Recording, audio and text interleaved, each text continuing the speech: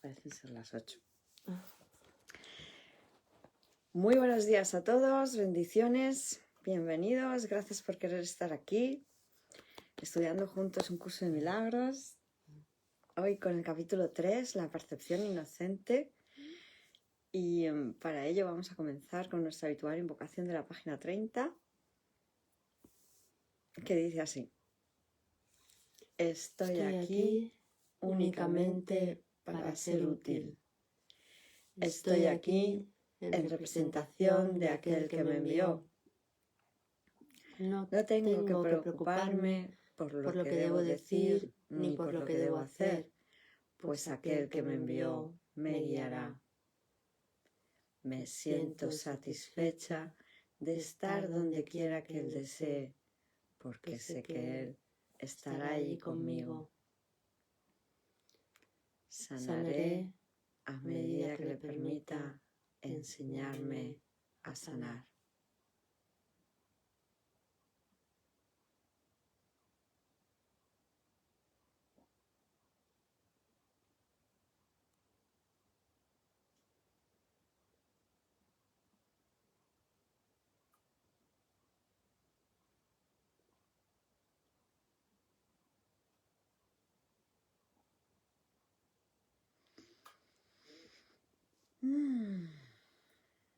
Muchísimas gracias.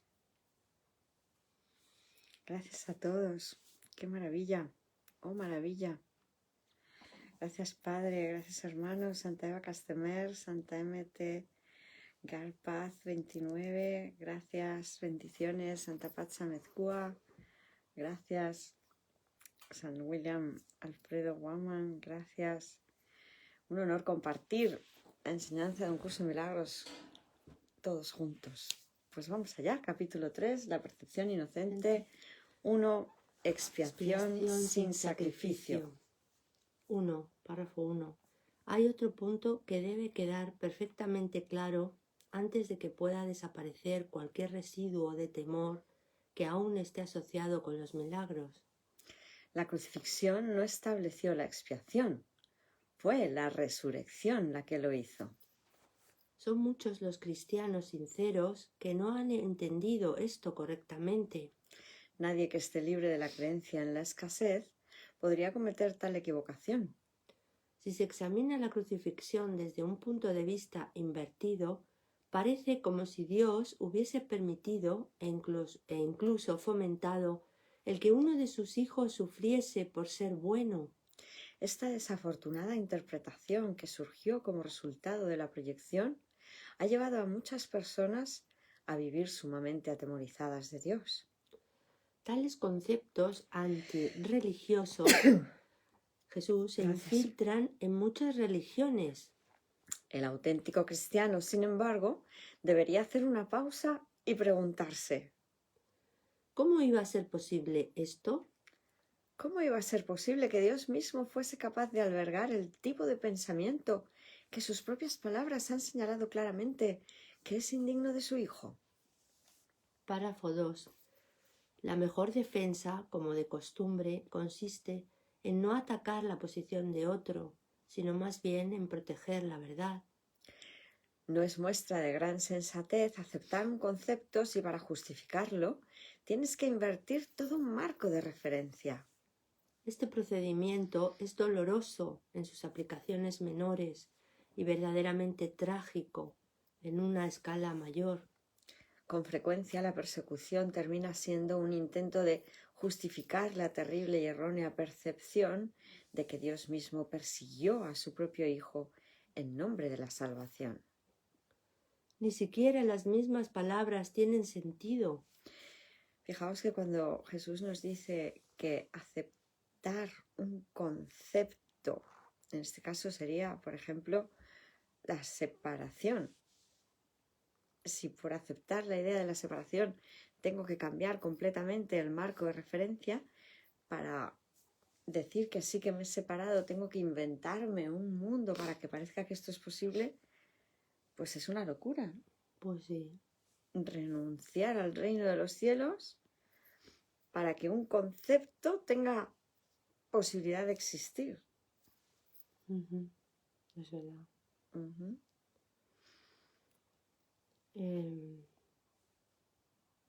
Superar esto ha sido sumamente difícil, pues si bien este error no es más difícil de corregir que cualquier otro, son muchos los que no han estado dispuestos a abandonarlo en vista de su eminente valor como defensa.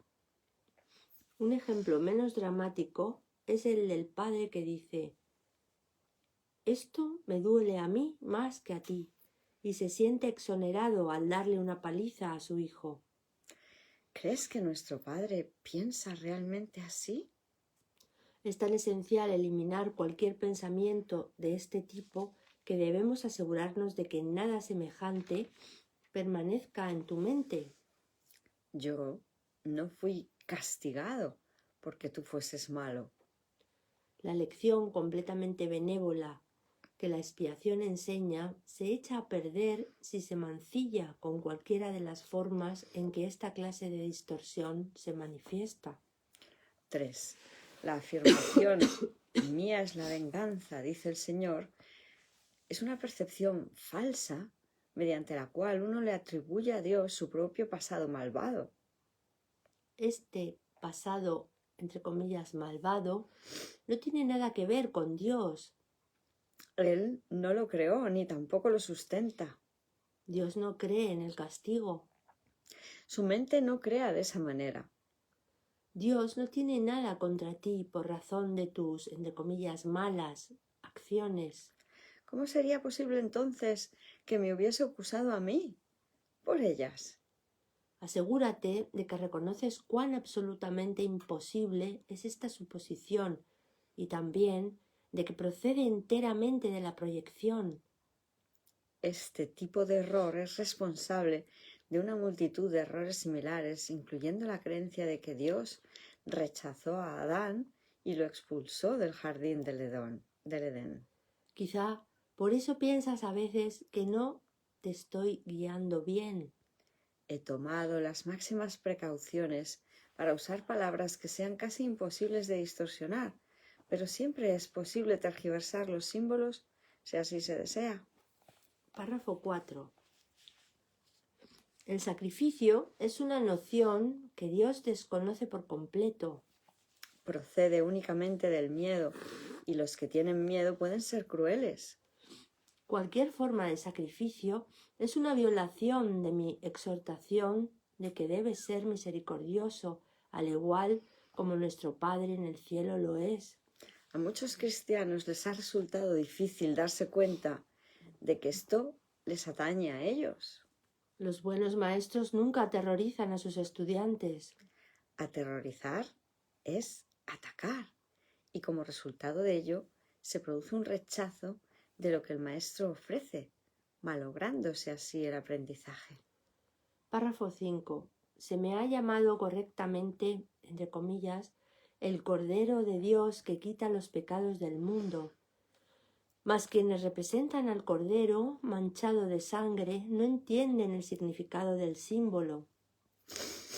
Si se entiende correctamente, es un símbolo muy simple que habla de mi inocencia. El león y el cordero, tendidos el uno junto al otro, simbolizan que la fuerza y la inocencia que no están en conflicto, sino que viven naturalmente en paz. No, lo perdonamos. Vale. Muchísimas gracias. Vamos a aprovechar para perdonarlo en directo, ¿verdad? Esta creencia de que me pueda picar la nariz, pueda haber estornudado, ¿verdad? Pueda tener moqueo, pueda tener carraspeo de garganta, lo que sea. ¿El ego qué hace? El ego nos lo ofrece. Y yo, la mente, decido aceptarlo como una posibilidad, porque claro, nos hemos levantado hace poco, porque empiezas el día, ¿no?, con congestión nasal. Pues no, esto no tiene por qué ser así. Esto no tiene por qué ser así. Así nos lo enseña Jesús. Simplemente con que dijeras esto no tiene por qué ser así, se acabó cualquier tipo de problema, cualquier tipo de error, ¿verdad? Vale. Pues listo, mucho más fácil. Esto es perdonar, porque lo otro que sería pan para hoy, hambre para mañana. Sí, claro que puedo coger un pañuelo y no estamos diciendo que no haya que cogerlo, sino que está esta opción. Esto es lo que decimos siempre, ¿no? La magia te puede ayudar en un momento dado en que la mente se ha cerrado y tiene miedo y no puede perdonar. Bueno, pues entonces hacemos magia. Pero perdonar es lo que nos elimina el problema para siempre. Para siempre. Porque es Espíritu Santo, me estoy equivocando yo y por lo tanto yo tengo la posibilidad de corregir esto porque tengo la posibilidad de iniciar la corrección. Doy el primer paso, es Espíritu Santo, me estoy equivocando a la hora de interpretar esta situación. El Hijo de Dios no es un cuerpo y por lo tanto al no equipararme a mí misma con un cuerpo no tengo por qué experimentar las situaciones locas que el ego me propone a través de ser un cuerpo. Entonces ni moqueos, ni estornudos, ni carraspeos. Me paro a mirar que esto es un sinsentido, que es imposible, que precisamente es parte del paradigma que estamos viendo, que es una locura, y lo entrego a la expiación para su deshacimiento. Y acepto el milagro a cambio. Acepto la verdad. Acepto que somos santos. Somos espíritu. Que el cuerpo, que solo va detrás de lo que la mente diga, porque no hace nada por su cuenta, solo puede estar en perfecto estado de salud.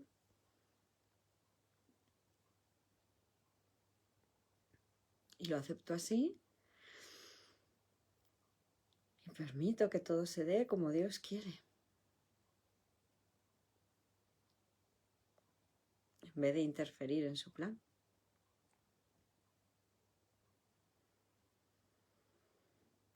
Y damos las gracias por ello.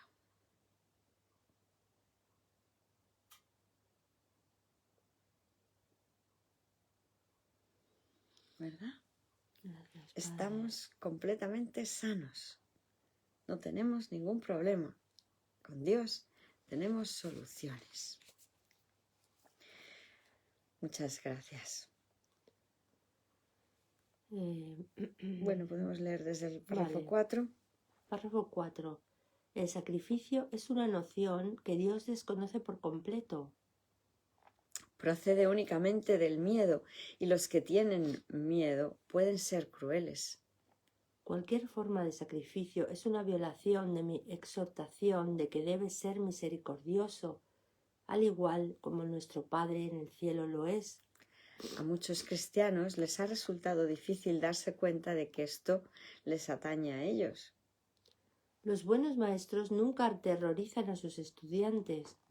Aterrorizar es atacar, y como resultado de ello se produce un rechazo de lo que el maestro ofrece, malográndose así el aprendizaje. Párrafo 5.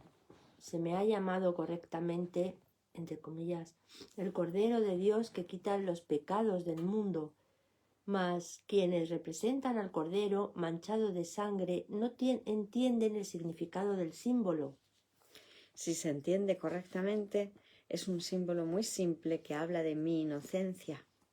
El león y el cordero, tendidos el uno junto al otro, simbolizan que la fuerza y la inocencia no están en conflicto, sino que viven naturalmente en paz.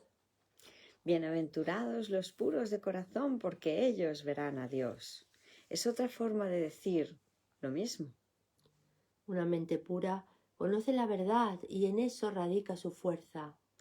No confunde la destrucción con la inocencia, porque asocia la inocencia con la fuerza y no con la debilidad.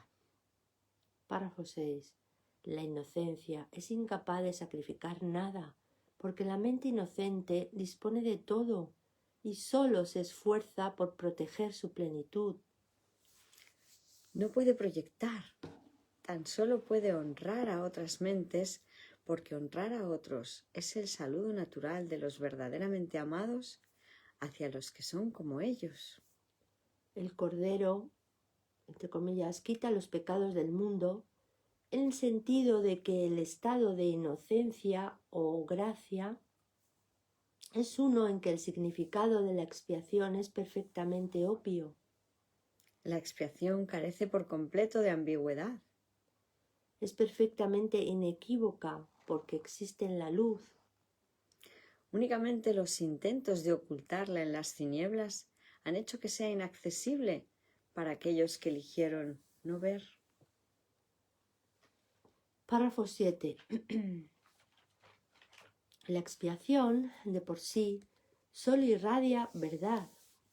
Es por lo tanto el epítome de la mansedumbre y derrama únicamente bendiciones.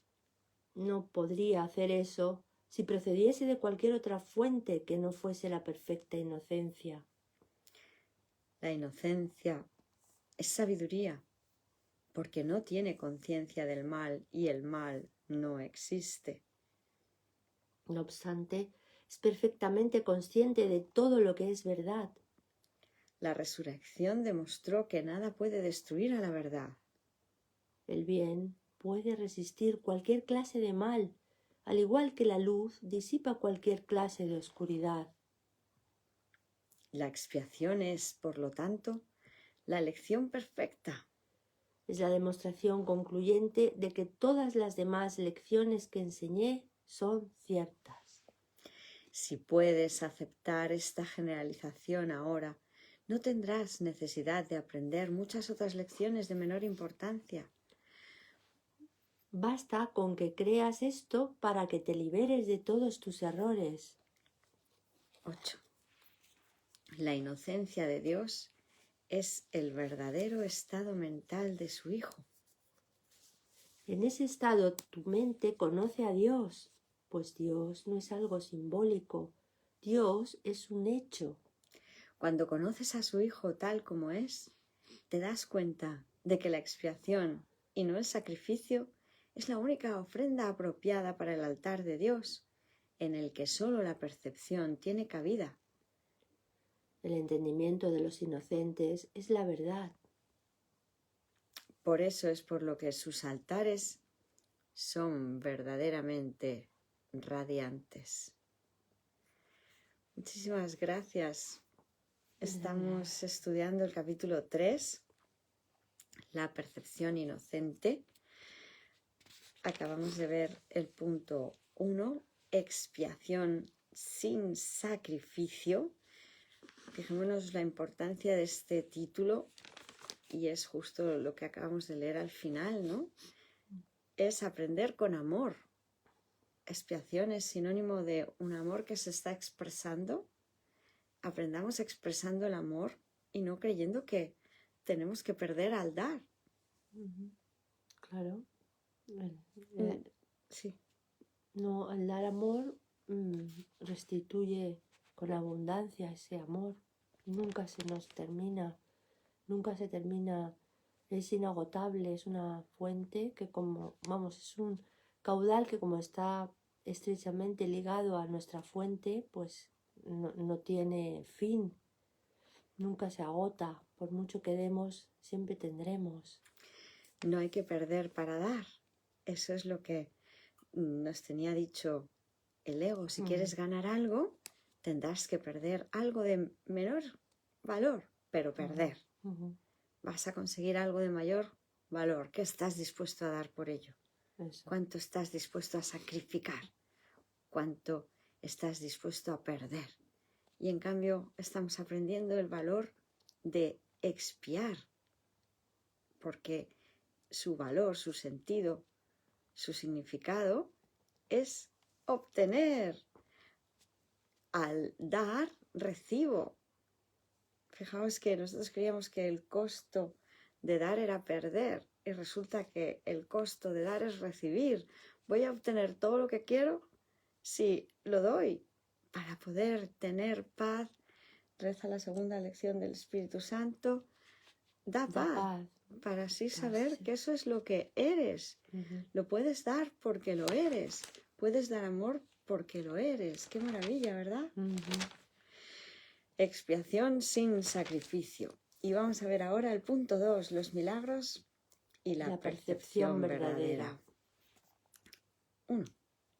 He afirmado que los conceptos básicos a los que este curso hace referencia no admiten grados. Algunos conceptos fundamentales no pueden entenderse en función de sus opuestos. Es imposible concebir la luz y la oscuridad, o todo y nada, como posibilidades compatibles. Estos conceptos son o completamente verdaderos o completamente falsos. Es esencial que te des cuenta de que tu pensamiento seguirá siendo errático hasta que te comprometas firmemente con la luz o con la oscuridad. No obstante, un compromiso firme con la oscuridad o con la nada es imposible. No hay nadie que haya vivido que no haya experimentado alguna luz o alguna cosa. Nadie es capaz, pues, de negar completamente la verdad, aunque piense que puede. Párrafo 2. La inocencia no es un atributo parcial. No es real hasta que es total. Los que son parcialmente inocentes a veces tienden a actuar neciamente. Su inocencia no pasa a ser sabiduría hasta que no se convierte en un punto de vista de aplicación universal. La percepción verdadera o percepción inocente significa que nunca percibes falsamente y que siempre ves correctamente. Dicho de una manera más llana, significa que nunca ves lo que no existe y que siempre ves lo que sí existe. Párrafo 3. Cuando no tienes confianza en lo que alguien va a hacer, estás dando testimonio de tu creencia de que esa persona no está en su mente recta. Difícilmente puede ser este un marco de referencia basado en el milagro. Esa falta de confianza produce asimismo el efecto desastroso de negar el poder del milagro. El milagro percibe todo tal como es. Si lo único que existe es la verdad, lo único que la mentalidad recta puede ver es perfección. He dicho que solo lo que Dios crea o lo que tú creas con la misma voluntad existe realmente. Eso es, pues, lo único que los inocentes pueden ver. Los inocentes no adolecen de una percepción distorsionada. Párrafo 4. Tienes miedo de la voluntad de Dios porque has usado tu mente que Él creó a semejanza de la suya propia para crear falsamente. Que falsamente. Perdón. Bueno, repito. Sí. Párrafo 4. Tienes miedo de la voluntad de Dios porque has usado tu mente que Él creó a semejanza de la suya propia para crear falsamente. La mente solo puede crear falsamente cuando cree que no es libre. Una mente, entre comillas, aprisionada, no es libre porque está poseída o refrenada por sí misma. Está, por lo tanto, limitada y la voluntad no es libre de afirmarse a sí misma. Ser uno es ser de una misma mente o voluntad. Cuando la voluntad de la filiación y la del Padre son una, la perfecta armonía entre ellas es el cielo. Párrafo 5. Nada puede prevalecer contra un hijo de Dios que encomienda su espíritu en las manos de su Padre. Al hacer esto, la mente despierta de su sueño y recuerda a su Creador. Toda sensación de separación desaparece. El Hijo de Dios es parte de la Santísima Trinidad, pero la Trinidad en sí es una sola entidad. No hay confusión entre sus niveles, porque estos son de una sola mente y de una sola voluntad. Este propósito único crea perfecta integración y establece la paz de Dios.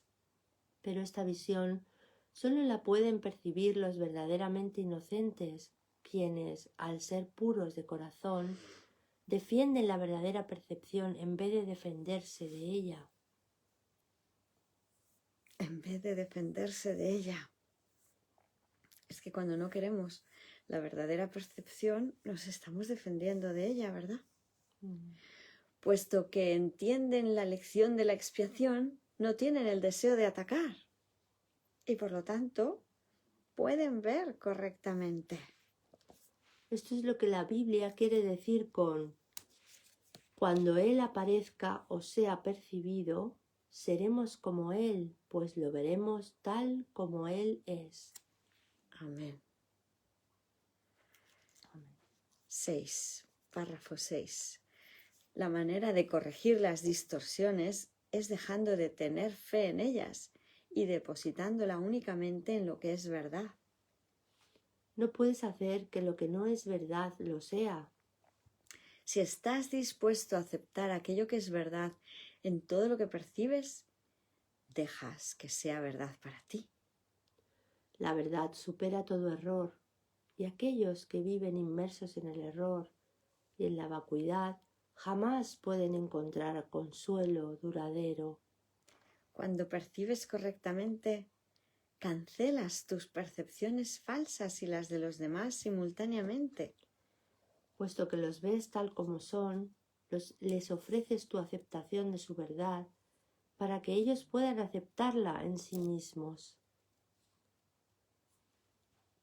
Esta es la curación que el milagro produce.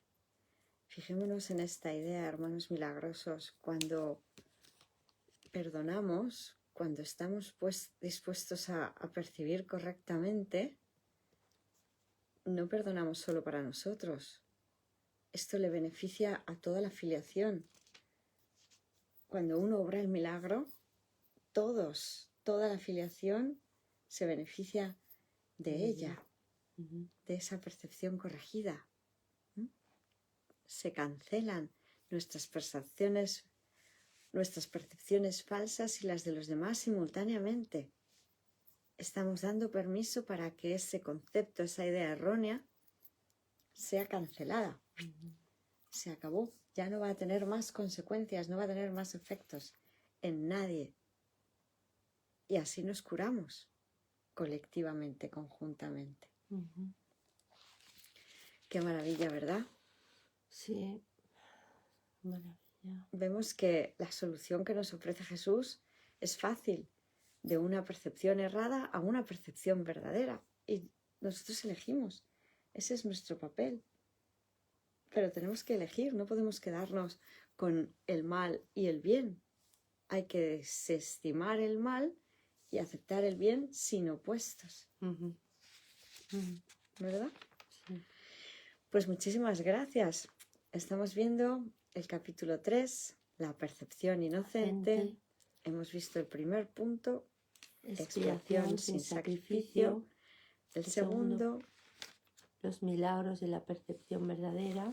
Y vamos a ver el tercero, percepción y conocimiento. Párrafo 1. Hemos estado haciendo hincapié en la percepción y apenas hemos hablado del conocimiento. Esto ha sido así porque la percepción tiene que ser corregida antes de que puedas llegar a saber nada. Saber es tener certeza. La incertidumbre significa que no sabes. El conocimiento es poder porque goza de certeza y la certeza es fuerza. La percepción es temporal. Al ser un atributo de la creencia en el espacio y en el tiempo, es susceptible de producir miedo o amor. Las percepciones falsas producen miedo y las verdaderas fomentan el amor, mas ninguna de ellas brinda certeza porque toda percepción está sujeta a cambios. Por eso es por lo que la percepción no es conocimiento. La verdadera percepción es la base del conocimiento, pero gozar de conocimiento es la afirmación de la verdad y esto se encuentra allende cualquier percepción. Párrafo 2. Todas tus dificultades proceden del hecho de que no te reconoces a ti mismo, ni reconoces a tu hermano, ni reconoces a Dios. Reconocer significa conocer de nuevo, implicando que antes gozabas de conocimiento. puedes ver de muchas maneras debido a que la percepción entraña interpretación y eso quiere decir que no es íntegra ni consistente. El milagro, al ser una manera de percibir, no es conocimiento.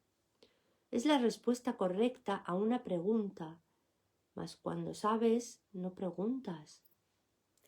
El primer paso en el proceso de deshacer lo ilusorio es cuestionarlo. El milagro, la respuesta correcta, lo corrige. Dado que las percepciones cambian, su dependencia del tiempo es obvia. La forma en que percibes en cualquier momento dado determina tu comportamiento y las acciones solo pueden ocurrir en el tiempo. El conocimiento es intemporal porque la certeza es algo incuestionable. Cuando dejas de hacer preguntas es que ya has alcanzado el conocimiento. Tercer párrafo. La mente que cuestiona se percibe a sí misma en el tiempo y por lo tanto busca respuestas para el futuro. La mente no receptiva, por el contrario, cree que el futuro va a ser igual que el presente. Esto da lugar a un estado de aparente estabilidad, que es normalmente un intento de contrarrestar el miedo subyacente de que el futuro va a ser peor que el presente. Este miedo coarta enteramente la tendencia a cuestionar. 4. Párrafo 4.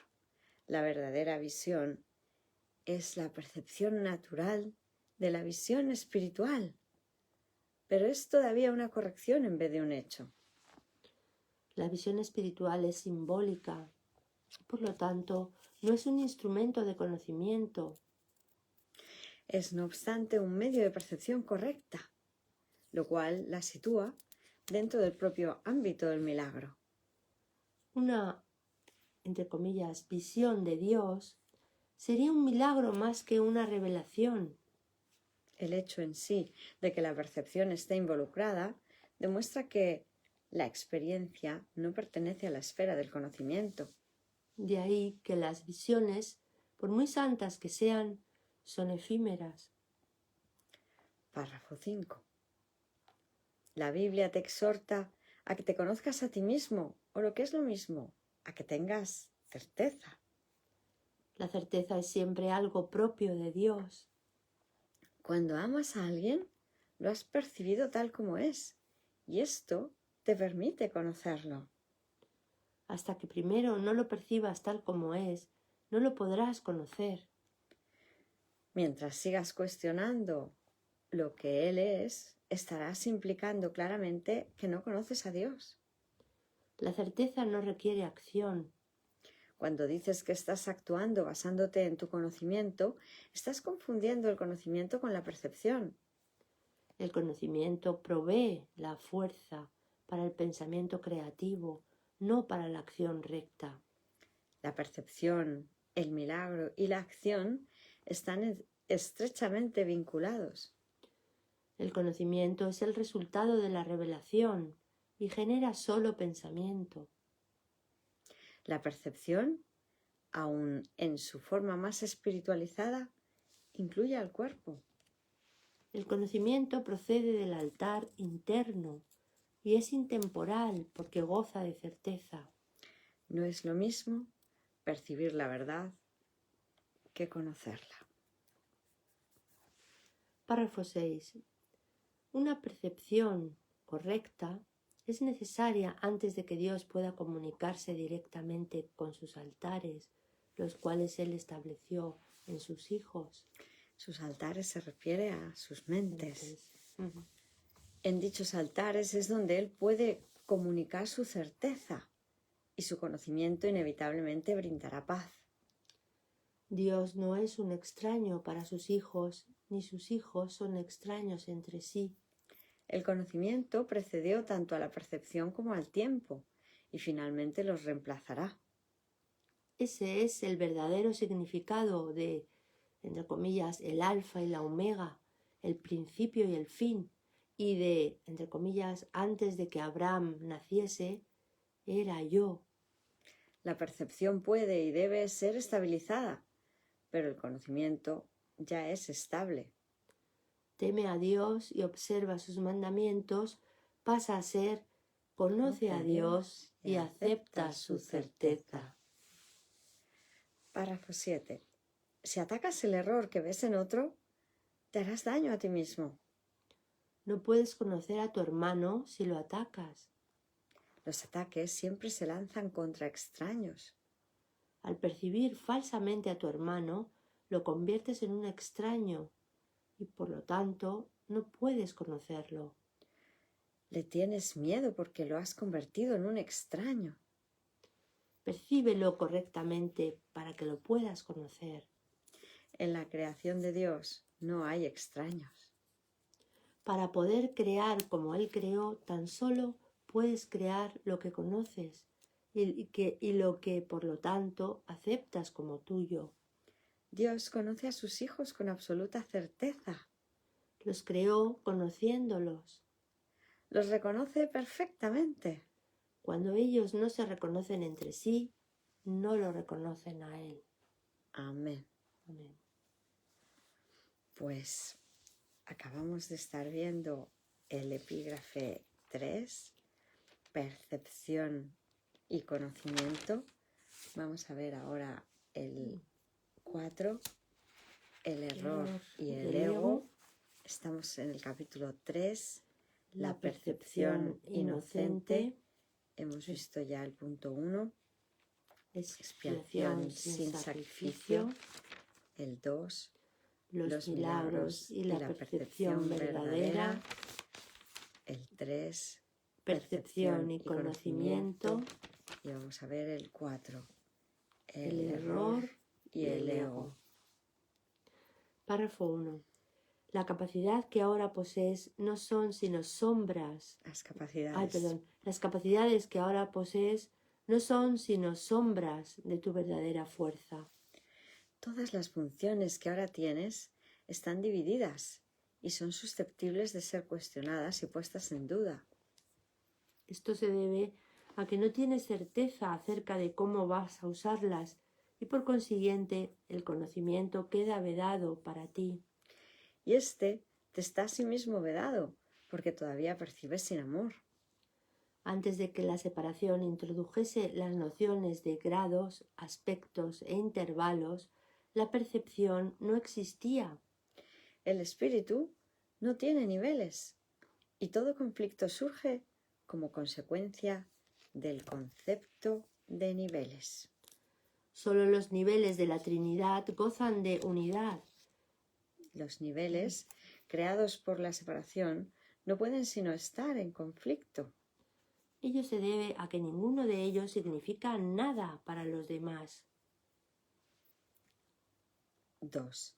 La conciencia, el nivel de la percepción, fue la primera división que se introdujo en la mente después de la separación, convirtiendo a la mente de esta manera en un instrumento perceptor en vez de en un instrumento creador. La conciencia ha sido correctamente identificada como perteneciente al ámbito del ego.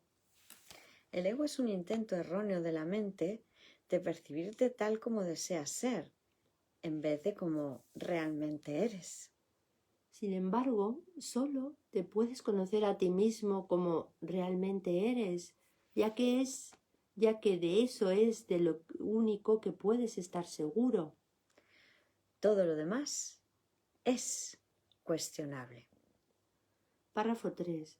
El ego es el aspecto inquisitivo del ser que surgió después de la separación, el cual fue fabricado en vez de creado. Es capaz de hacer preguntas, pero no de percibir respuestas significativas, ya que éstas entrañan conocimiento y no se pueden percibir. La mente está, por consiguiente, confusa, porque solo la mentalidad uno está exenta de confusión. Una mente separada o dividida no puede sino estar confundida. Tiene necesariamente que sentirse incierta acerca de lo que es. y no puede sino estar en conflicto, puesto que está en desacuerdo consigo misma.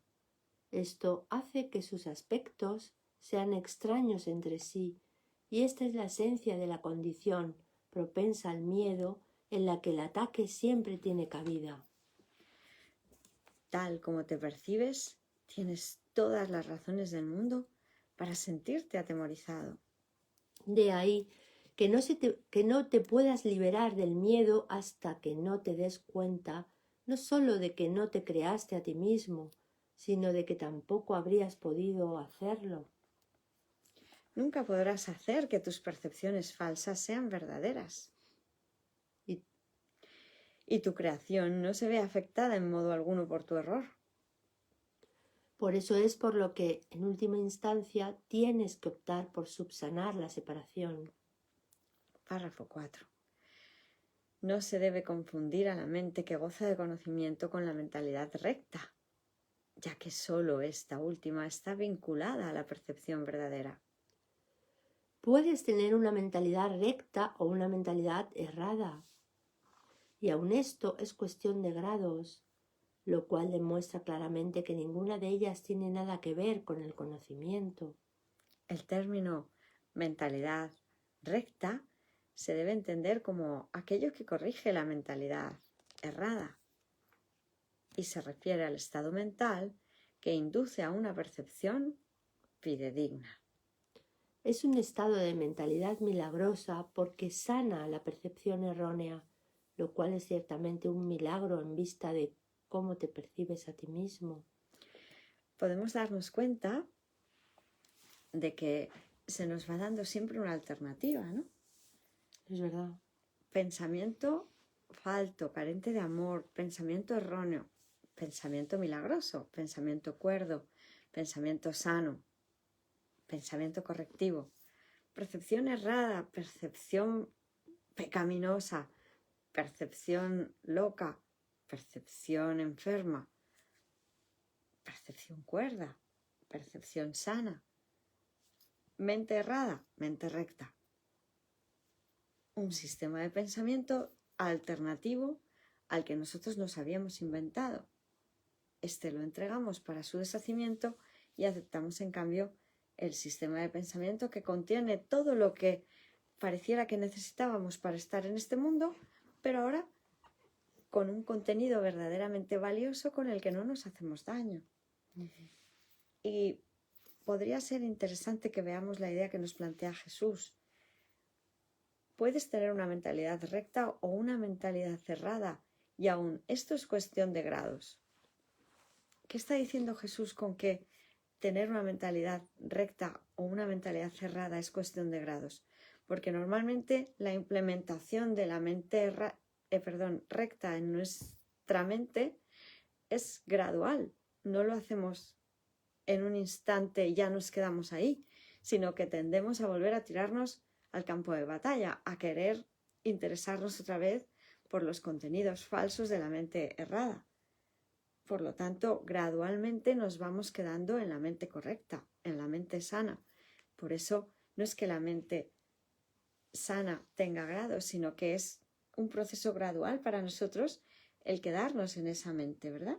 Y entonces parece que gradualmente percibimos más correctamente, porque cada vez que implementamos la mente recta en nosotros, cada vez que decimos sí, acepto solo esta manera de ver, esta percepción corregida, estamos viendo totalmente en la mente correcta, se ve todo como una unidad, se tiene la visión de Cristo. Como antes solo lo decíamos muy poco, pues nos beneficiábamos aparentemente poco de ello. Cuando lo vamos diciendo más a menudo, cada vez nos beneficiamos más de ello, porque el tiempo que me paso en la mente recta no me lo paso en la mente errada. El tiempo que me paso percibiendo correctamente, tiempo que me paso colaborando en la salud pública, en la salud de toda la afiliación. Y eso es lo que llegará un momento en que solo queramos tener salud mental, salud mental, salud mental. Y así continuadamente. Y entonces Dios podrá dar el último paso y despertarnos para volver a conocer. Párrafo 5. La percepción siempre entraña algún uso inadecuado de la mente, puesto que la lleva a áreas de incertidumbre. La mente es muy activa. Cuando elige estar separada, elige percibir. Hasta ese momento su voluntad es únicamente gozar de conocimiento. Una vez que ha elegido percibir, no puede sino elegir ambiguamente, y la única forma de escaparse de la ambigüedad es mediante una percepción clara. Para que este texto, todo lo que estamos leyendo, se entienda, hay que volver a lo que hablamos cuando estuvimos viendo el prefacio. A veces Jesús nos compara lo que es el reino del conocimiento con la percepción y nos habla de la percepción errada. Y otras veces ya nos está dando la alternativa a la percepción errada. Por ejemplo, en este párrafo, la percepción siempre entraña algún uso inadecuado de la mente, puesto que la lleva a áreas de incertidumbre. Nos está hablando de la percepción errada, ¿verdad? La mente es muy activa cuando elige estar separada, cuando elige no estar en el reino, cuando elige no estar en el conocimiento, elige percibir. Nos está comparando lo que es el conocimiento con la percepción. Hasta ese momento su voluntad es únicamente gozar de conocimiento. Una vez que ha elegido percibir, no puede sino elegir ambiguamente. Y la única forma de escaparse de la ambigüedad, y ahora nos está dando la solución, es mediante la percepción clara, que es la mentalidad recta. Mediante la mente recta percibo claramente, milagrosamente. La mente retorna a su verdadera función únicamente cuando su voluntad es gozar de conocimiento. En esta mente correcta, en esta mente sana, aceptamos que esa es nuestra voluntad.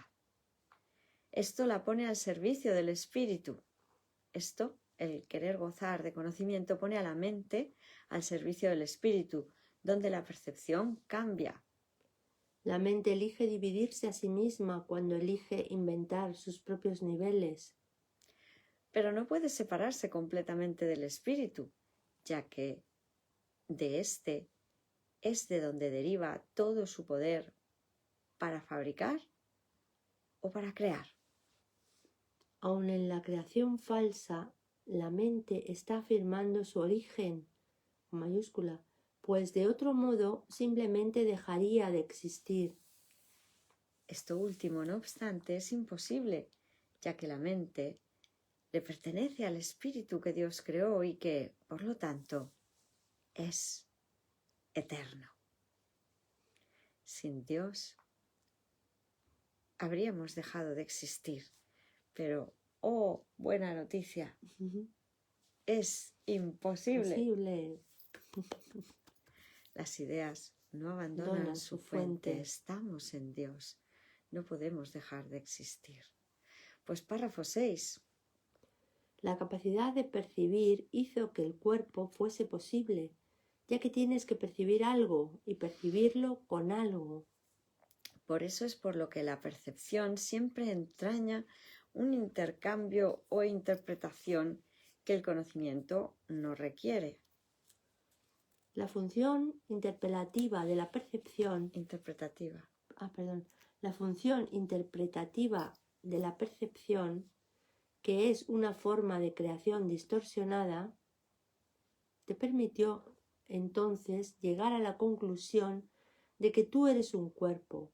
Eres tu cuerpo. De que tú eres tu cuerpo, en un intento de escapar del conflicto que tú mismo habías provocado. El espíritu, que goza de absoluto conocimiento, no pudo avenirse a esta pérdida de poder, ya que es incapaz de albergar oscuridad. Esto hizo que el espíritu fuese casi inaccesible a la mente, completamente inaccesible al cuerpo. A partir de ahí se percibió al espíritu como una amenaza, puesto que la luz disipa la oscuridad al mostrarte simplemente que ésta no se encuentra ahí. La verdad siempre prevalecerá sobre el error de este modo. No puede ser un proceso activo de corrección porque, como ya he puesto de relieve, el conocimiento no hace nada. puede ser percibido como un agresor, pero no puede atacar.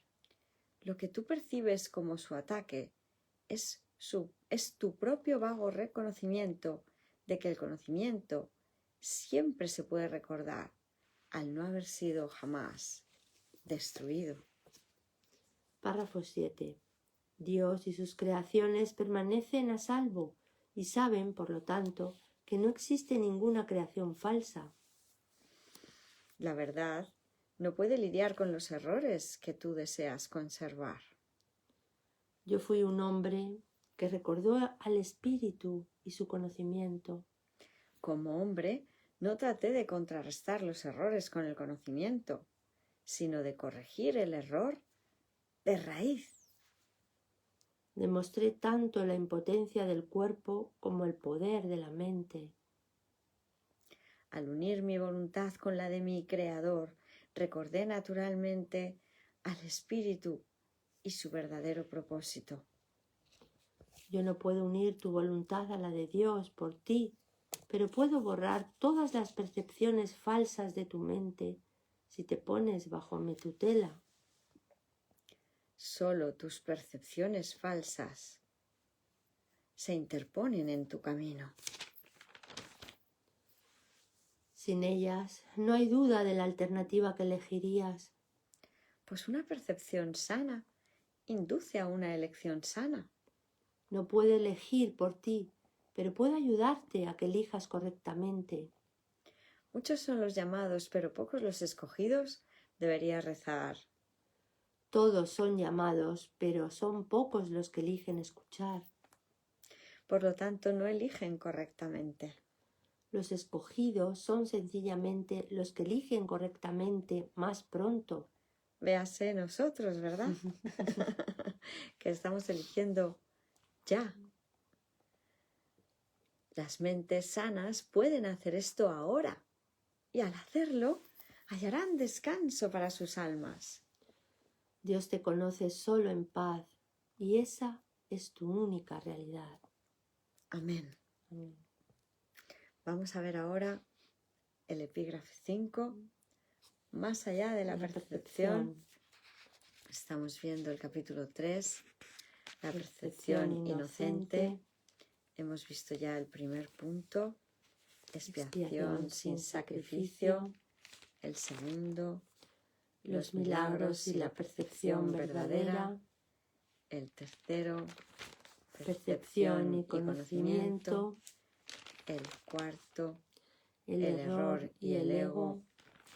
Y vamos a ver, como decimos, el quinto, más allá de la percepción.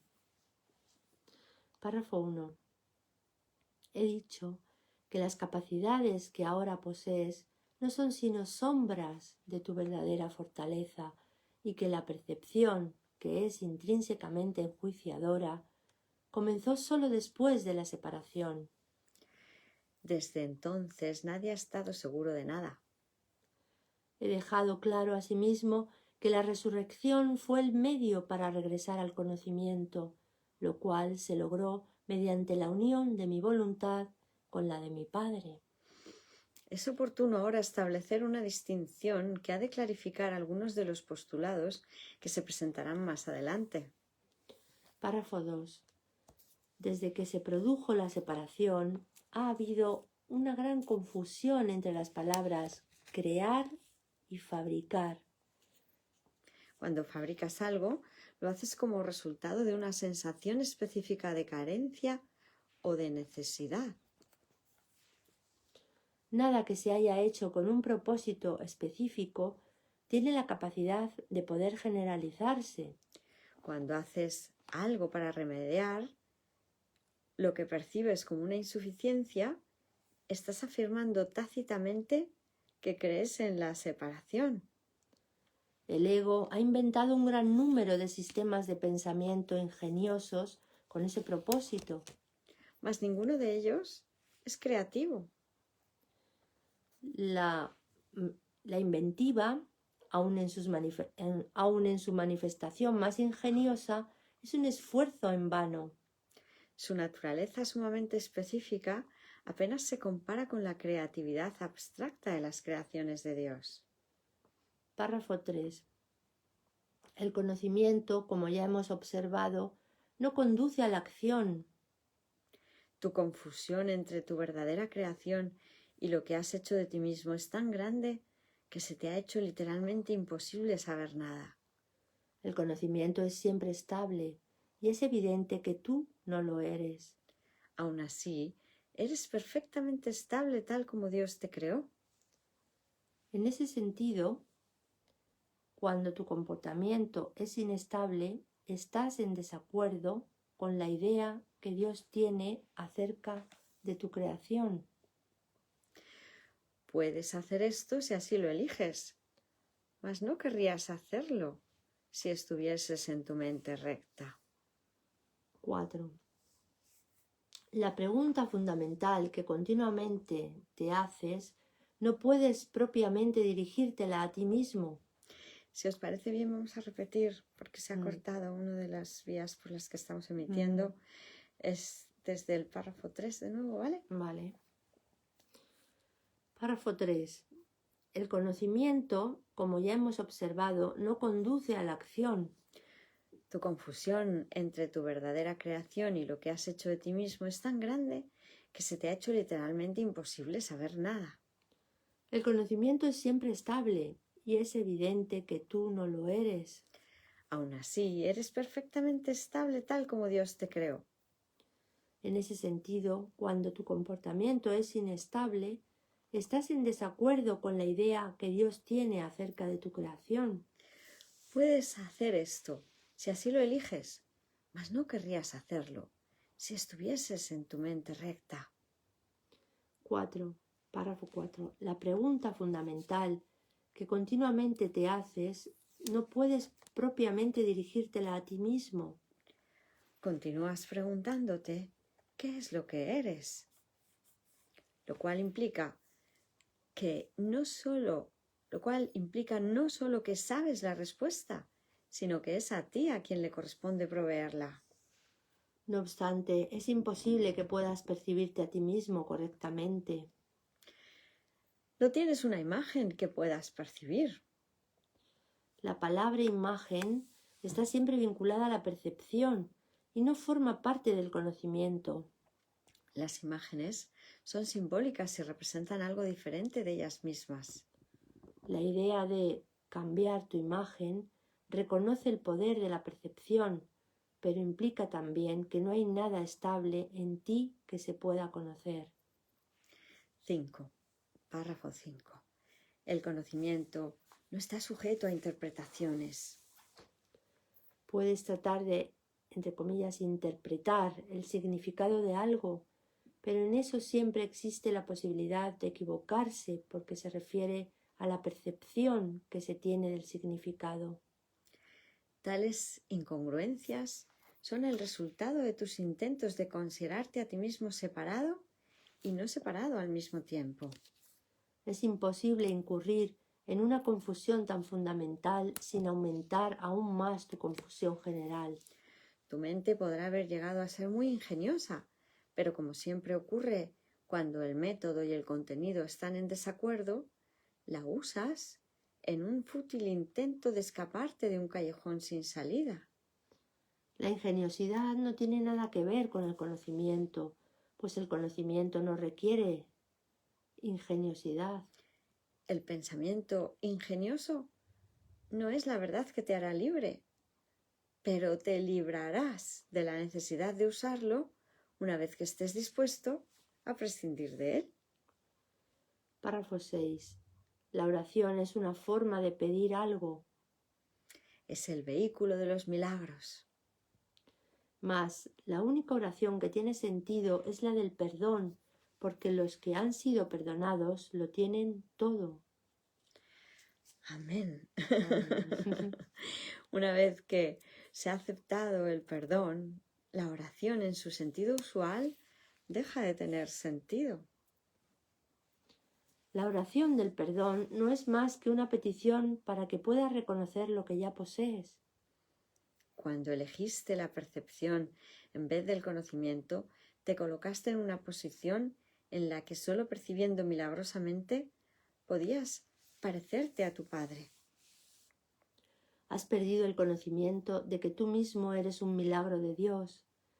La creación es tu fuente y es también la única función que verdaderamente tienes. Párrafo 7.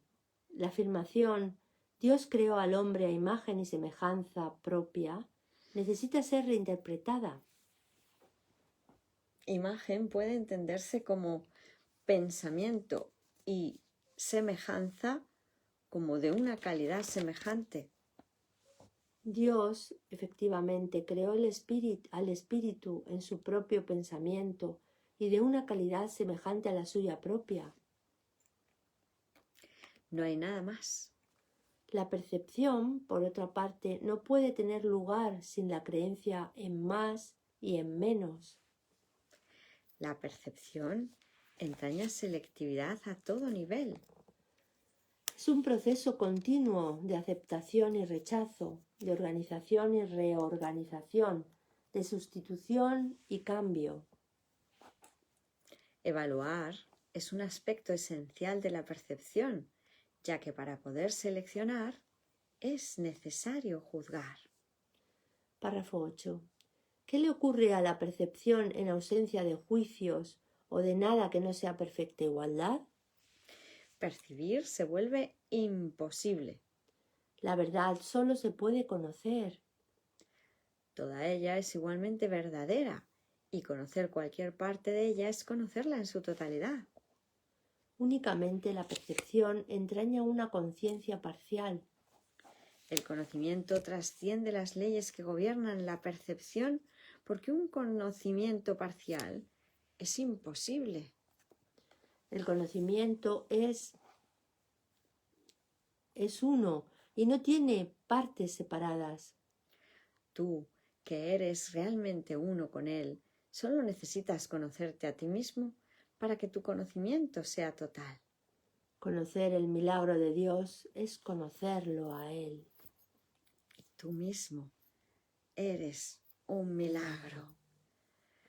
9. Párrafo 9. El perdón es lo que sana la percepción de la separación. Es necesario que percibas correctamente a tu hermano, debido a que las mentes han elegido considerarse a sí mismas como entidades separadas. El espíritu tiene absoluto conocimiento de Dios. En eso radica su poder milagroso. El hecho de que cada uno de nosotros disponga de ese poder en su totalidad es una condición enteramente ajena al pensar del mundo. El mundo cree que si alguien lo tiene todo, no queda nada para los demás. Mas los milagros de Dios son tan totales como sus pensamientos, porque son sus pensamientos. Párrafo 10. Mientras continúe habiendo percepción, la oración será necesaria. Puesto que la percepción se basa en la escasez, los que perciben no han aceptado totalmente la expiación ni se han entregado a la verdad. La percepción se basa en un estado de separación, así que todo aquel que de alguna manera percibe tiene necesidad de curación. El estado natural de los que gozan de conocimiento es la comunión, no la oración. Dios y su milagro son inseparables. ¡Cuán bellos son en verdad los pensamientos de Dios que viven en su luz! Tu valía está más allá de la percepción, porque está más allá de toda duda. No te percibas a ti mismo bajo ninguna otra luz. Conócete en la única luz en la que el milagro que eres se alza en perfecta claridad. ¡Oh, maravilla! ¡Cuán bellos son en verdad los pensamientos de Dios que viven en su luz! Eso somos nosotros, ¿verdad, Santa Julia? Somos pensamientos de Dios, somos la luz de Dios, en Dios.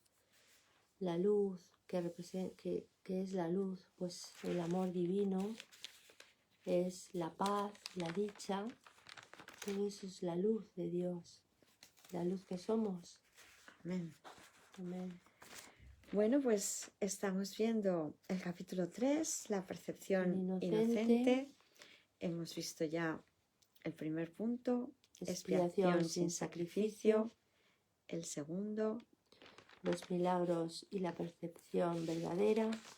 el tercero, Percepción y conocimiento. el cuarto, El error y el ego. el quinto, Más allá de la percepción.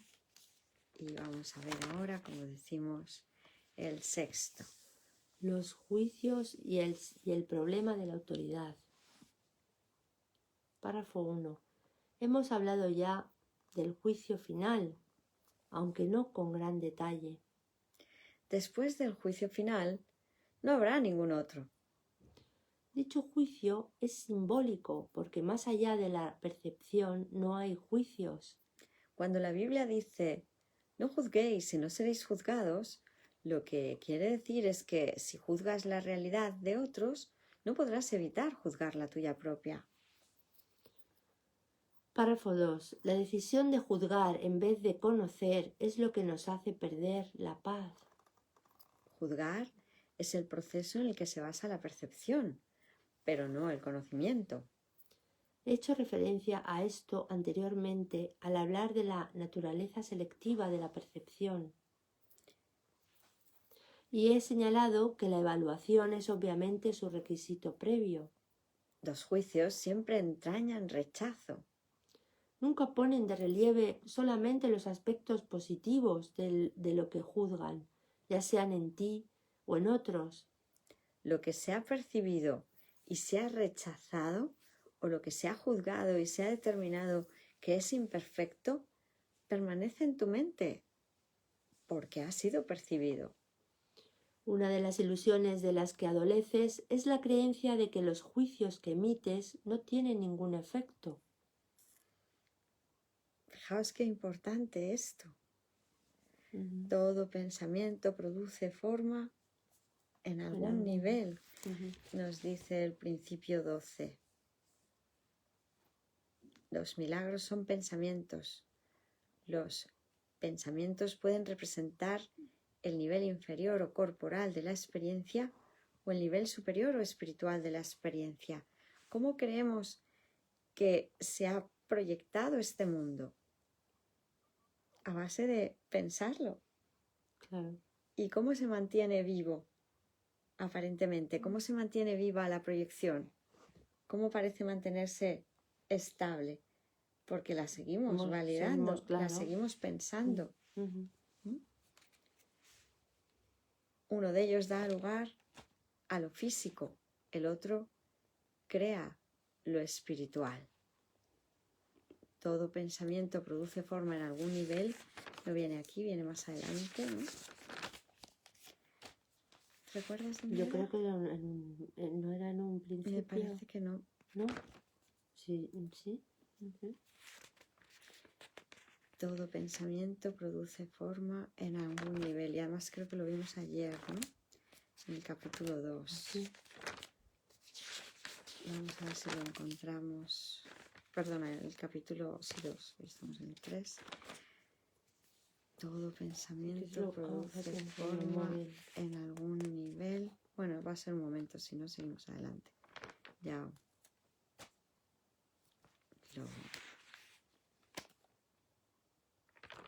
lo revisaremos, si no.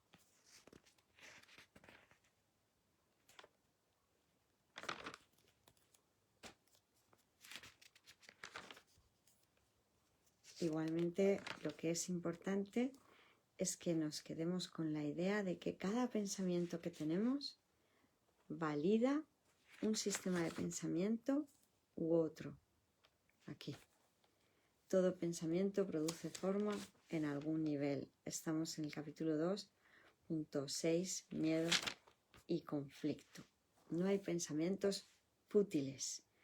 La idea de menospreciar nuestro pensamiento puede hacer que se reduzca el miedo porque, bueno, lo que yo piense da igual. Mal entendido por el ego, esta es la idea de no quiero asumir la responsabilidad. Como como lo que yo pienso no tiene ninguna importancia, reducir la importancia del pensamiento o la importancia del pensador no nos lleva a la salud. La salud viene de asumir la responsabilidad de que yo albergo los pensamientos que quiera. Mi capacidad mental se ha visto reducida a la capacidad de decir qué pensamientos quiero albergar, qué pensamientos elijo. Eso es todo. Porque los pensamientos o vienen de la mente inferior, mente incorrecta, mente errada, ego, o de la mente superior, mente correcta, mentalidad milagrosa, Espíritu Santo. ¿Verdad? Bueno, pues qué importante lo que estamos diciendo, ¿verdad? Nos habíamos quedado.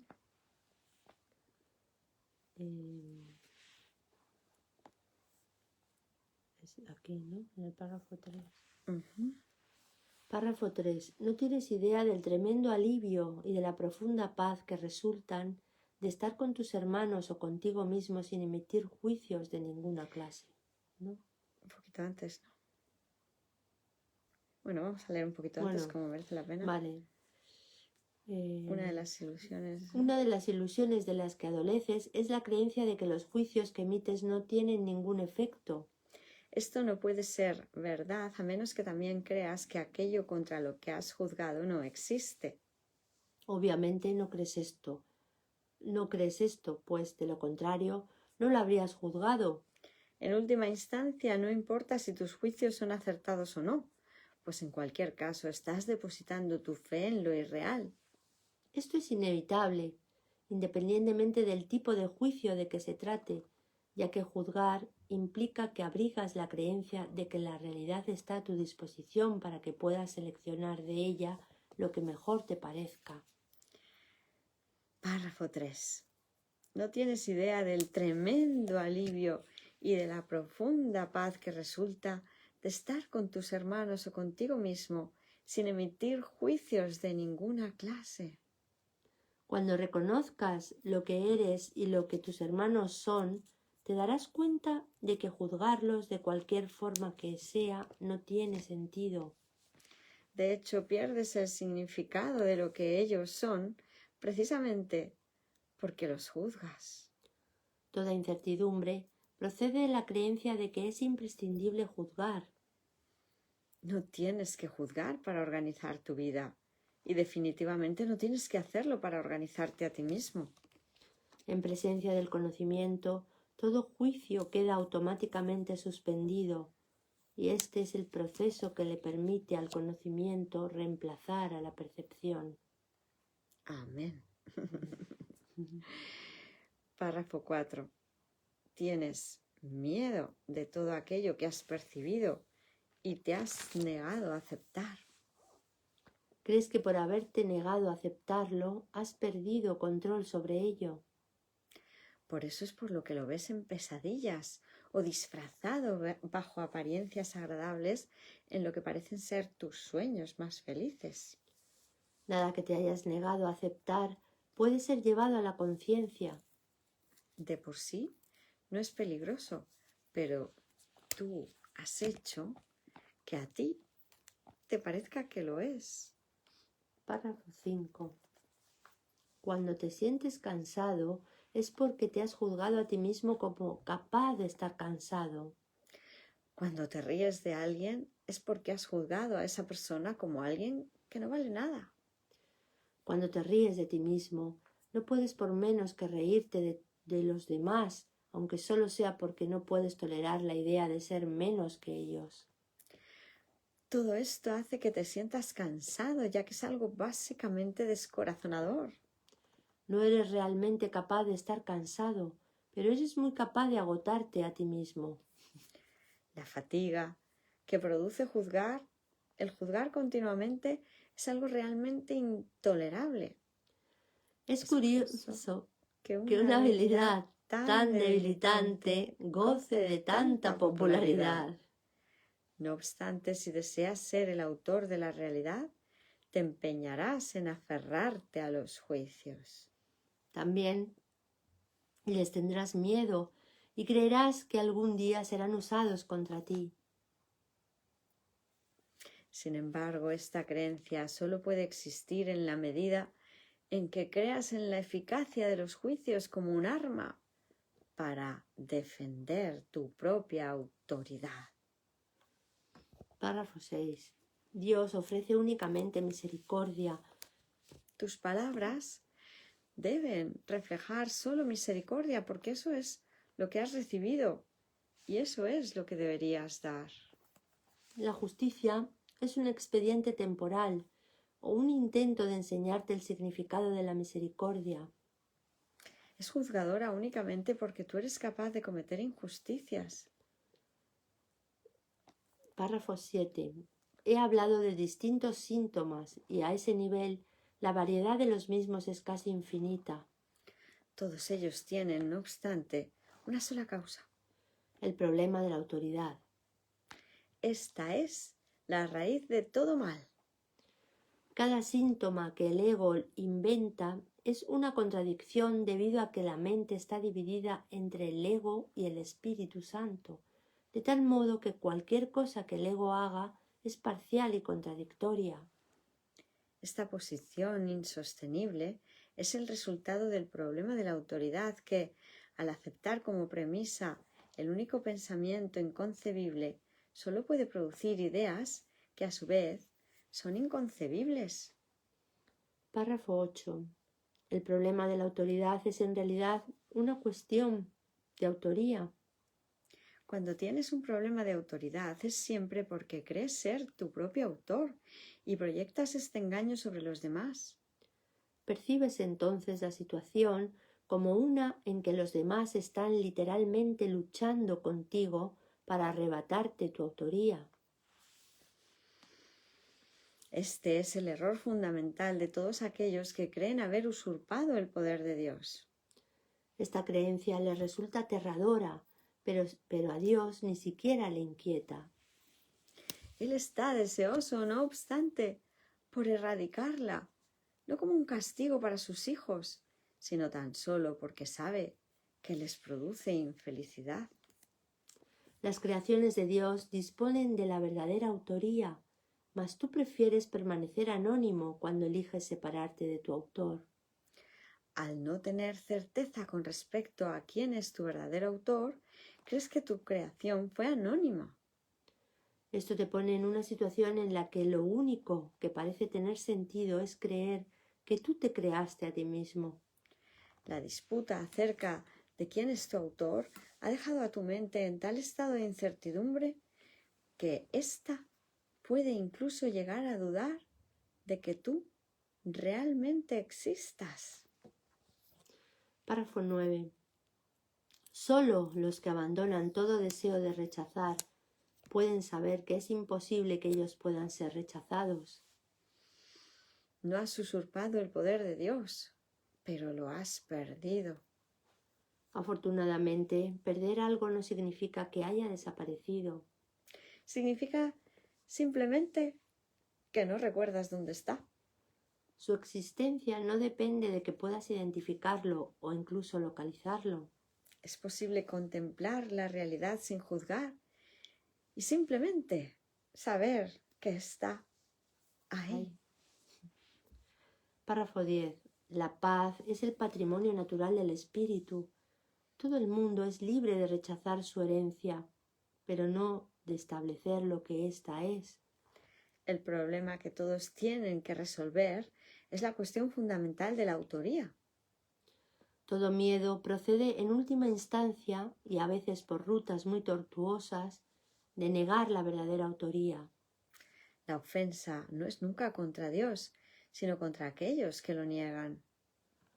Negar su autoría es negarte a ti mismo la razón de tu paz, de modo que solo te puedes ver a ti mismo fragmentado. Esta extraña percepción es el problema de la autoridad. Párrafo 11. No hay nadie que de una manera u otra no se sienta aprisionado. Si ese es el resultado de su libre albedrío, tiene por ende que considerar que su voluntad no es libre. O de lo contrario, el razonamiento circular de esta premisa sería evidente. El libre albedrío no puede sino conducir a la libertad.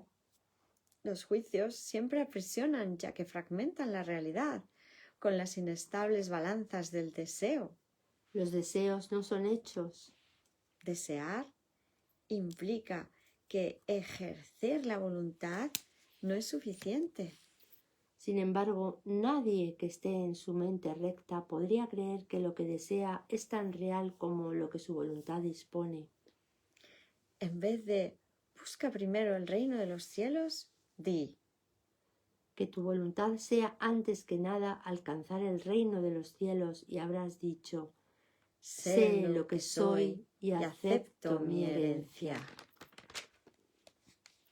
Pues vamos a ver ahora el epígrafe 7, crear en contraposición a fabricar una imagen propia.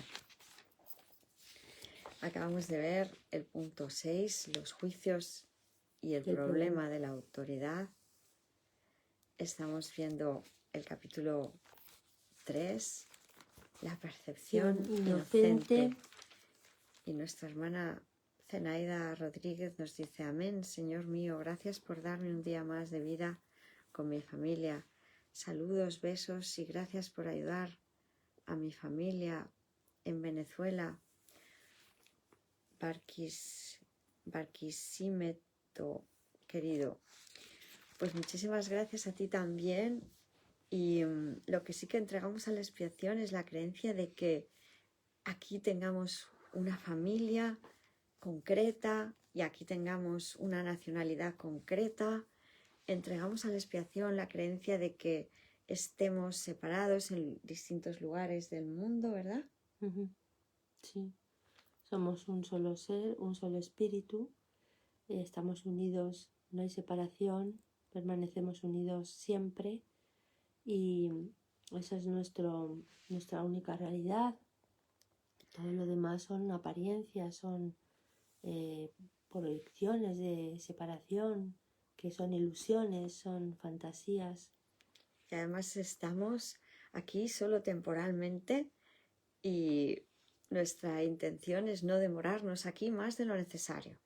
Vamos a estar aprendiendo a decirle que sí a Dios el tiempo que ahora ya sea útil y nada más. Porque si hemos comprendido que esto es un sueño y que este sueño no fue la voluntad de Dios, lo que vamos a permitir ahora es que ese sueño de ilusoria maldad, de ilusorio conflicto, esas ilusorias ganas de tener razón, de ser nuestro propio autor, de ser nuestro propio creador, va a ser sustituido por la verdad.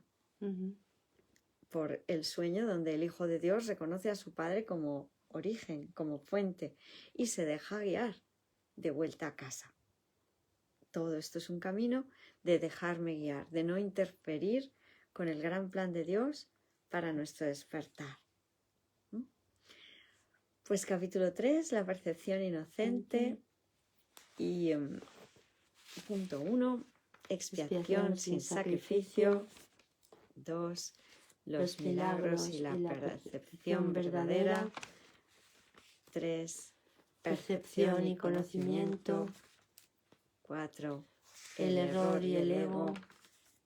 5, más allá de la percepción.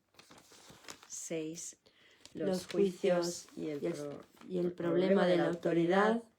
Y el 7, crear en contraposición a fabricar una imagen propia. 1. Todo sistema de pensamiento tiene que tener un punto de partida. Empieza ya sea creando o fabricando. Diferencia esta a la que ya hemos hecho referencia. La semejanza entre ambas cosas reside en el poder que tienen como cimientos. Su diferencia en lo que descansa sobre ellas. Ambas son piedras angulares de sistemas de creencias por las que uno rige su vida. Creer en un sistema de pensamiento basado en mentiras. Creer que un sistema de pensamiento basado en mentiras es débil es un error. Nada que un hijo de Dios haya hecho carece de poder. Es esencial que te des cuenta de esto, pues de lo contrario no podrás escapar de la prisión que tú mismo has construido. Párrafo 2. No puedes resolver el problema de la autoridad menospreciando el poder de tu mente. Hacer esto es engañarte a ti mismo, y ello te hará daño porque realmente comprendes el poder de la mente. Comprendes también que no puedes debilitarla, de la misma manera en que tampoco puedes debilitar a Dios. El diablo es un concepto aterrador porque parece ser sumamente poderoso y sumamente dinámico. Se le percibe como una fuerza que lucha contra Dios por la posesión de sus creaciones. El diablo engaña con mentiras y erige reinos en los que todo está en directa oposición a Dios. Sin embargo, atrae a los hombres en vez de repelerlos, y estos están dispuestos a, entre comillas, venderle sus almas a cambio de regalos sin ningún valor. Esto no tiene ningún sentido. Párrafo 3. Hemos hablado ya de la caída o separación, mas su significado tiene que comprenderse claramente. La separación es un sistema de pensamiento que, si bien es bastante real en el tiempo, en la eternidad no lo es en absoluto. Para el creyente, todas sus creencias son ciertas. En el jardín simbólico se prohibió la fruta de un solo árbol. Mas Dios no pudo haberla prohibido, o de lo contrario, nadie la habría podido comer. Si Dios conoce a sus hijos, y yo te aseguro que los conoce, ¿cómo iba a ponerles en una situación en la que su propia destrucción fuese posible? Al árbol prohibido se le llamó el árbol del conocimiento. Sin embargo, Dios creó el conocimiento y se lo otorgó libremente a todas sus creaciones. Este simbolismo se ha interpretado de muchas maneras, pero puedes estar seguro de que cualquier interpretación que conciba a Dios o a sus creaciones como capaces de destruir su propio propósito es errónea. Párrafo 4. Comer de la fruta del árbol del conocimiento es una expresión que simboliza la usurpación de la capacidad de autocrearse. Solamente en este sentido no son Dios y sus creaciones co-creadores. La creencia de que lo son está implícita en el autoconcepto, o sea, la tendencia del ser a forjar una imagen de sí mismo. Las imágenes solo se pueden percibir, no conocer. El conocimiento no puede engañar, pero la percepción sí. Puedes percibirte como tu propio creador, pero lo que a lo sumo puedes hacer es creerlo. No puedes hacer que sea verdad. Y como dije anteriormente, cuando por fin percibas correctamente, no podrás sino alegrarte de que así sea. Hasta entonces, empero, la creencia de que sí puedes es la piedra angular de tu sistema de pensamiento y utilizas todas tus defensas para atacar las ideas que podrían ponerla al descubierto. Todavía crees que eres una imagen que tú mismo fabricaste. Tu mente está en desacuerdo con el Espíritu Santo en este punto y no hay posibilidad de resolver esto mientras te empeñes en creer lo que es literalmente inconcebible. Esa es la razón de que no puedas crear y de que tengas miedo de todo lo que fabricas. Párrafo 5. La mente puede hacer que la creencia en la separación sea muy real y aterradora, y esta creencia es lo que es el diablo. Es una idea poderosa, dinámica y destructiva que está en clara oposición a Dios debido a que literalmente niega su paternidad. Examina tu vida y observa lo que el diablo ha hecho. Pero date cuenta de que eso que ha hecho se desvanecerá completamente a la luz de la verdad, ya que su cimiento es una mentira. El hecho de que Dios te haya creado constituye el único cimiento que no puede ser debilitado, ya que la luz se encuentra en él. Tu punto de partida es la verdad y tienes que retornar a tu origen. Mucho se ha visto desde entonces, pero en realidad no ha ocurrido nada. Tu ser no ha dejado de estar en paz, a pesar de que tu mente está en conflicto. Todavía no has retornado lo suficiente y de ahí que tengas tanto miedo. A medida que te acercas a tu origen, experimentas el miedo a la destrucción de tu sistema de pensamiento como si se tratase del miedo a la muerte. Pero la muerte no existe. Lo que existe es la creencia en la muerte. Así es, fijaos en la diferencia que, aunque parece que es una palabrita de nada, es abismal. La muerte no existe. Lo que existe es nuestra creencia en la muerte. Creemos que la muerte es posible y por eso lo vivimos como si lo fuera. Este es el poder de nuestra mente, creer lo imposible.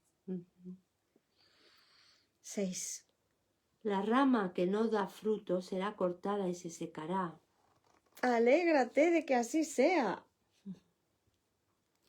La luz brillará desde la verdadera fuente de la vida y tu forma de pensar quedará corregida.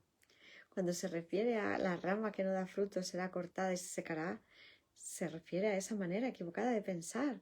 Se refiere a los pensamientos erróneos. Esos pensamientos, al no seguir invirtiendo en que puedan ser posibles,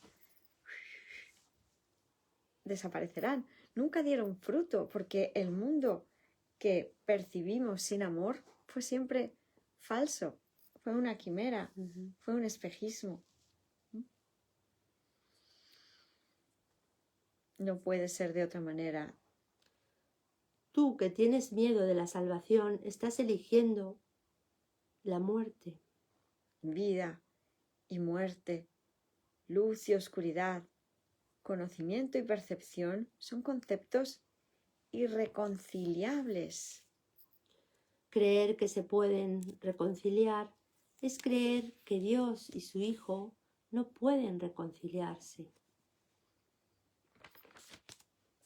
Solo la unicidad del conocimiento está libre de conflicto.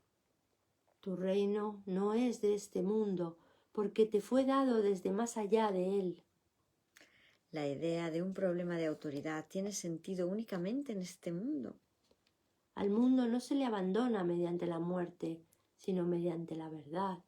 Y la verdad solo la pueden conocer aquellos para quienes el reino fue creado y por quienes espera. Amén. Amén. No tenemos por qué creer que podemos competir con Dios, hermanos milagrosos. Solo hay que querer renunciar a que este mundo parezca llamarnos la atención, parezca resultarnos atractivo, útil. No, Padre, este mundo no me ofrece nada que desee. Todos mis deseos, aparentes y vanas necesidades son falsos. Solo hay que querer reconocer esto para que se nos dé la visión del Cristo. Acabamos de estar leyendo el capítulo 3, la percepción inocente, y hemos visto el punto 1, expiación sin sacrificio, el 2, los milagros y la percepción verdadera, el 3, percepción y conocimiento, el 4, el error y el ego, el 5, más allá de la percepción, el 6, los juicios y el problema de la autoridad, el 7, el 7, crear en contraposición a fabricar una imagen propia. Pues muchísimas gracias, un honor compartir. Gracias, Santa Julia. Gracias nuestra, gracias a todos, hermanos. Santa Lili Cervera, Santa Zenaida Rodríguez, Santa Ana María García, Santa Patricia González, Santa Rosa Ampuero, Santa Susana Welling. Hola, santas hermanas, buenos días. Igualmente, Santa Esther Robles, Santa Raquel, Maidana, amén, gracias. Santa Claudia Carrillo, Santa Patsa Mezcúa, amén. San Patricio Galicia, Santa Pilar López Tudela, hola amores, nos amo. Igualmente, gracias. Santa García, hermanito en letras cirílicas. Sí. San William Alfredo, Santa Paz, santos y santas de Dios, Santa Eva Castemer, Santa M. Tegar, Paz 29. Gracias a todos. Un honor compartir.